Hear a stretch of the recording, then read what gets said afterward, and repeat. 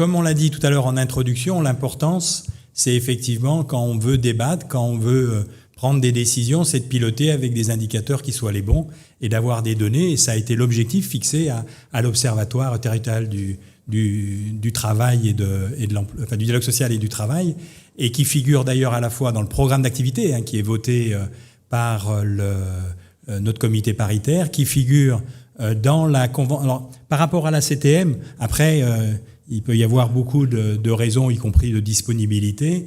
Vis-à-vis de ça, je rappelle quand même quelque chose d'important, je l'ai dit en introduction, la CTM finance à 50% notre programme d'activité dans le cadre 50% avec l'État, par rapport au contrat de convergence et de transformation. Et donc, si cette manifestation s'organise aussi, ils y sont et ils sont toujours présents à notre comité paritaire, à notre commission d'orientation. Vis-à-vis de ça, on va donc vous présenter trois études. Une première étude qui a été menée, là très clairement c'est avec la dette, c'est avec des chiffres de la dette, et d'ailleurs y compris il y a quelqu'un qui est dans la salle que je souhaiterais qu'on remercie parce qu'elle fait un travail, et on travaille régulièrement en coordination, Madame Marie-Louise qui s'occupe de ce service à la dette.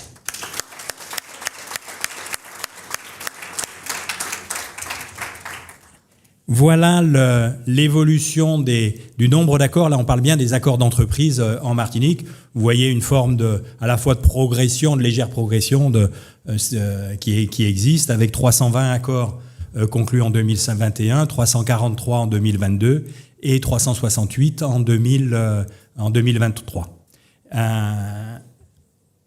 Et on voit à côté, alors la couleur tiers n'est pas réapparue, le chiffre que vous avez à côté, 155, 130... 155, 153, 155, ce sont ceux signés dans des entreprises de moins de 50 salariés.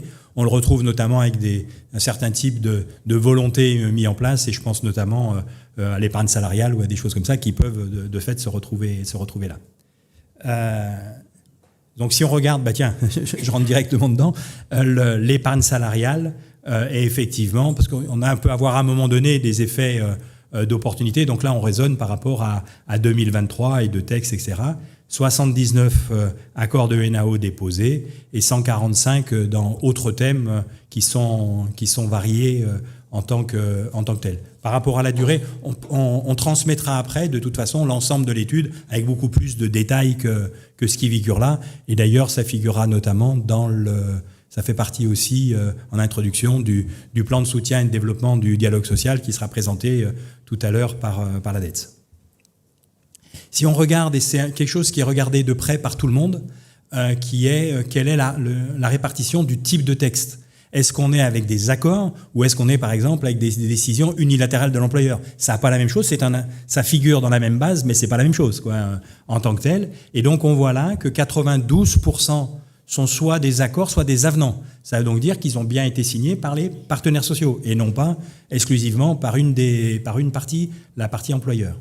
6% sont des plans d'action. On y reviendra d'ailleurs quand on fera la présentation sur l'étude qu'on a menée sur les accords signés entre 2020 et 2023 sur le télétravail, l'égalité professionnelle et la QVT. Et notamment, on y reviendra tout à l'heure, s'il n'y a pas d'accord formel signé, qu'il y a eu négociation, alors le texte prévoit qu'il y ait un plan d'action qui soit proposé. Mais vous voyez donc, s'il y a un chiffre à retenir là, c'est les 92% d'accords et d'avenants signés.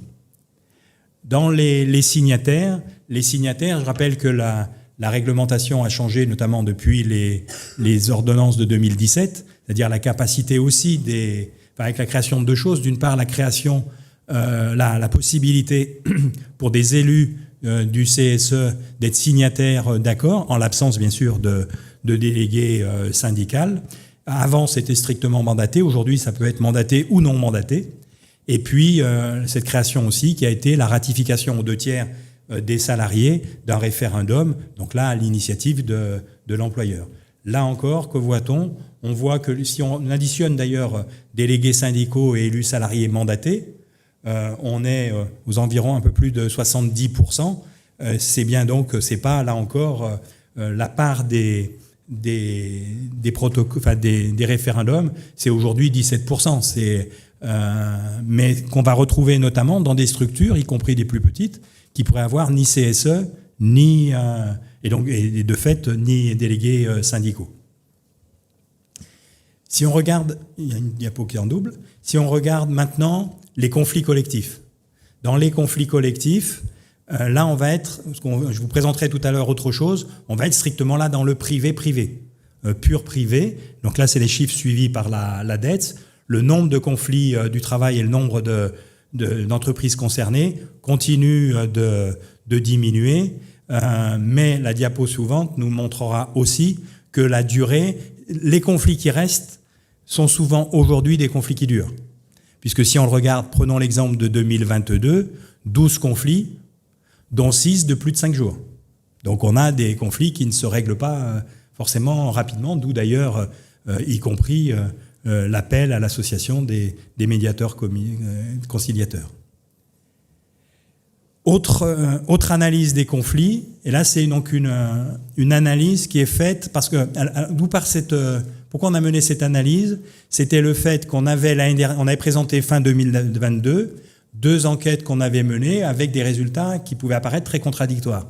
Je vous rappelle, on avait interrogé les entreprises de plus de 11 salariés et sur notamment le ressenti, parce que c'est un ressenti souvent, sur le dialogue social. Et le dialogue social, il était dit 80%, 79% pour être précis, des entreprises interrogés, des salariés interrogés, considèrent que le dialogue social chez eux est bon. Mais, autre chiffre, 80% considèrent que le dialogue social en Martinique n'est pas bon. Ce qui pouvait apparaître totalement paradoxal. D'où notamment cette étude, parce que le ressenti qu'on peut avoir sur le dialogue social ailleurs, c'est le ressenti de ce qu'on voit dans les journaux, qu'on entend à la radio, ou qu'on voit sur l'autoroute quand il est bloqué. C'est le ressenti, quelle qu'en soit l'origine. Je vais en prendre un exemple qu'on ne prend même pas là-dedans. Mais il y a eu récemment, et ça peut revenir, par exemple les infirmières libérales qui elles-mêmes bloquaient l'autoroute. Pour les gens, ça va être ressenti comme un blocage. Pour autant, ce n'est pas dans les chiffres, bien sûr, d'un conflit du travail, en l'occurrence. Et donc, cette étude, elle est menée avec l'analyse quotidienne sur 3 médias, France Antilles, Martinique Première et RCI. Et derrière, ont été classifiés en 4 catégories de structures concernées. Je vais m'expliquer. La fonction publique, qu'elle soit territoriale, hospitalière ou d'État, y compris les satellites associés, on pourra y revenir. Ce qui est lié à des délégations de services publics, puisque là, on n'est pas que dans du dialogue social, il y a un intervenant autre qui est le donneur d'ordre, celui qui délègue une responsabilité. Et donc, les entreprises liées à une collectivité par une délégation de service public, il vient d'être dit, cité tout à l'heure, je ne sais plus qui l'a cité, les vedettes tropicales, exemple de conflit où on est dans le cadre d'une délégation de service public.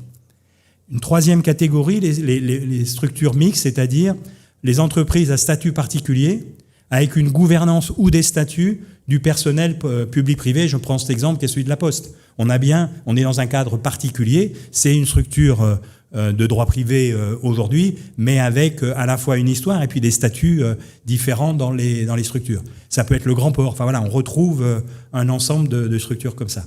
Et puis le privé pur, c'est-à-dire les autres entreprises et ou associations. Et là où il n'y a que 2 interlocuteurs qui sont l'employeur, le conflit naît de la relation entre l'employeur et les salariés et leurs représentants. Et donc par rapport à ça, qui a tout à l'heure parlé de scoop, mais je ne sais pas si c'est un scoop, mais voilà les résultats. Alors je ne sais pas que, d'après vous, quelle est la proportion la plus importante? Allez, on va faire à la main levée, on va jouer avec ça. Quelle est la proportion des conflits? Alors je peux déjà vous le dire, 41 conflits médiatisés en 2023. Sur ces 41 conflits, d'où viennent, pour vous, parmi ces catégories-là, d'après vous, la majorité des conflits? Est-ce que c'est équilibré? Est-ce qu'il y en a un qui est majoritaire ou pas? Allez, à main levée. Tadadam, battement de tambour. Allons-y.